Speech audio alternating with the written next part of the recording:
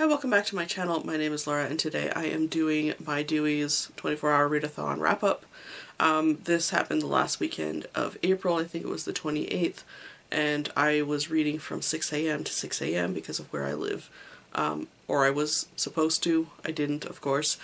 This is a biannual readathon, so it happens twice a year. I think the next one is going to be in October, like it has in the past, and probably will be participating in that one again.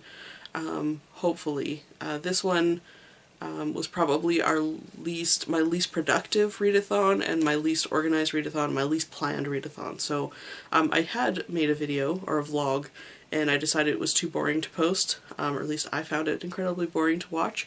So I am not posting that and I'm just going to tell you basically about what I read and what I did, and maybe throw some video in if there's any footage worth salvaging. I'm doubtful. Really was not that good. At any rate, so basically what I did is the organization, I did use my bullet journal to organize, and I've got my page here. This is how I organized myself for the day. I really, just before I had started, I wrote out what my TBR was, or what I was planning on reading, which was not very much, and amazingly was able to accomplish all of that. I did give myself a list of sort of some snacks and things that I might want to eat, and we did have to go to the grocery store during the day, so we did pick up some things, but I actually didn't eat all that much during the day. And then the thing that's, I guess, interesting about this page is that I did this here, which is I laid out every hour, and I colored it in depending on what I was doing. The pink is when I was reading over the 24 hours. And you can see that there's not a lot of reading happening in that 24 hours. So every kind of half is 30 minutes. So I read 1, 2, 3.5, kind of 4, 5, like 5.5, 6 hours in total out of a full 24-hour span. So I really didn't read a great deal. And then apart from that, I did have a schedule of when I wanted to have certain titles finished by, and when I wanted to have a break and stuff. And I had actually scheduled in a nap, which I didn't end up taking. I just went to bed early. And I also had listed out all the Instagram challenges, of which I completed 2. So 6 hours of reading was really not a whole lot, but I did complete all of the titles that I had planned to read, of which there were 3, I guess. So I wanted to read Akira by Katsuhiro Otomo. I read volumes 1 through 6, and it's a pretty chunky series, but I read it quite quickly, I think, and absolutely loved it. It was fantastic. It was so good. I had gone online beforehand and had asked you to choose what it is that I should have read during the readathon. That's what you ended up picking. And it was kind of funny because one of the other kind of the competing category was to read just josei manga, and that was the one that was winning at the start, and quite a few of you were like, I should read josei manga, and I was like, I really wanted to read Akira. But then I was like, oh, actually, I could do all these things with the josei manga, and I had all these ideas about it, and I was getting excited about it. I was like, oh, I don't want to read Akira anymore. And then Akira won, and I was like, I want to read josei manga. So it was just kind of funny, for me at least, that I was like, I totally, even though I had originally wanted you to choose Akira, then I was disappointed that you did. Now, Akira, if you haven't read it, you should. That's basically what my review is going to be. If you haven't read it, you should. It is fantastic. It is one of the best things that I have read. It is fast-paced, has great characters, has beautiful art, it's thought-provoking, it's got multi-layers, it's cinematic, many other nice descriptive words about Akira. It's fantastic. It was so good. I enjoyed it so much. I cried at the end. I'm sure most people wouldn't cry at the end, but I cry at the end of anything that's worth crying at the end for. I cried at the end of a lot of things. Or at the beginning. Or in the middle. It was really good. So the story of Akira is quite complicated, and I'm not really sure that I could tell you exactly what the story is itself, because there are so many intertwining and interweaving interconnected stories of so many different characters. But generally the story is about Neo Tokyo, which is Tokyo in 2019. It's the new Tokyo in 2019 after World War III has happened, which I think happens in 1992.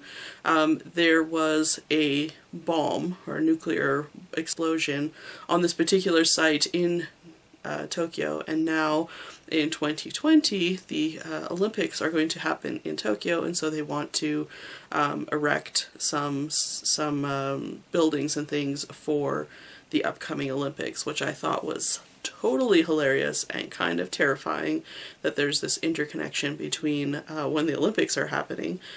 So good on Akira, or good on Katsuhiro Otomo for totally predicting the future. I hope that's all you've predicted, because the rest of the story is terrifying if that's ever going to come true.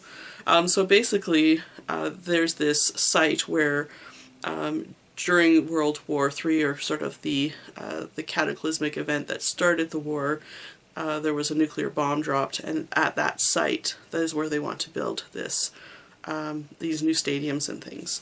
What you discover quickly is that this is the site of a secret organization, underground lab, which has been experimenting on children. And so there's sort of interweaving of what these children are and who they are, and how they connect to the past, and what the potential for the future is, and the potential for events reoccurring. And it's more than what I'm saying it is, and I don't want to say too much about it just because it's so fantastic. Certainly if you've seen the anime is actually touted as being a great film, but it is nothing compared to the manga. The manga is just so good, and I would urge you to go and read it. Even if you're not a manga reader, if you read American graphic novels, I think it would be an easy one to get into, particularly if you don't pick up the latest publication, because it is the newest publication by Kodansha in that hardcover box set. They finally have left it in the original Japanese reading direction, but all previous editions are in the English reading direction, so that it's also an easy transition. This is a title that I would recommend to American comic book readers. It is so good. So good. I enjoyed it thoroughly, and it was, yeah, I don't know that I could praise it enough, and I don't know that I could say enough about it, but it was, I couldn't have asked for a better thing to read. In those 24 hours, I was completely engrossed in it, I was completely lost in it, and I was sad when it was over, and I really loved all of the characters as they were being revealed, and it was easy to follow, but it was complicated. The thing that was amazing, particularly because the way each volume kind of ended, there was always this really cinematic, a dramatic ending where you're just like, I can't wait to read the next volume. Just that one last scene where there's an unidentified character, you think you know who it is, and they're walking through all of these ruins, with a light streaking through. It was fantastic. The art in it is spectacular, and it's an amazing story from an amazing mind with an amazing sense of art and storytelling, and yeah, I loved it, and I can't wait to read it again. It was so good. So I read that. And then after that, I ended up reading 3 volumes of Gokun Pucho by Emma Toyama, or Pixie Pop, which is on my current shelf number 40, which I'm currently reading. And I wanted to read it in particular because I am doing an upcoming Manga Monday where I talk about magical girls, and this is sort of a magical girl series. It's essentially, it's a very sweet story, a very young demographic shoujo manga, where basically the girl has recently had her heart broken, and she's, crying into her tea or soda or whatever she's drinking, and she ends up drinking by accident the magical drink of the Drink Fairy. Now, the Drink Fairy is very upset about this because this is the magical drink that will help her to grow up.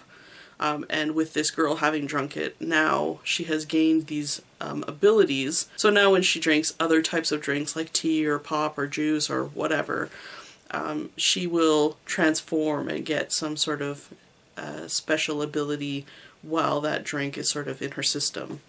Now, because she has recently had her heart broken, all of the transformations have something to do with finding out more about this boy and why he rejected her, and it's very cute in that way, but at the same time she gets a really close friendship with this drink fairy who is wanting desperately to grow up, and now sees this girl able to use all of her abilities, which she has been painstakingly been collecting. And so they gain this friendship while they try to kind of understand each other and try to help each other regain or remake this magic drink. It's very weird. It is very, very opposite to Akira. There's no comparison at all, so they don't at all help in the reading experience, and actually I felt like it was so jarring reading it. It's very cute, and I think it's actually a pretty good magical girl type series, but after reading Akira it just didn't compare, and it was just like, I don't know.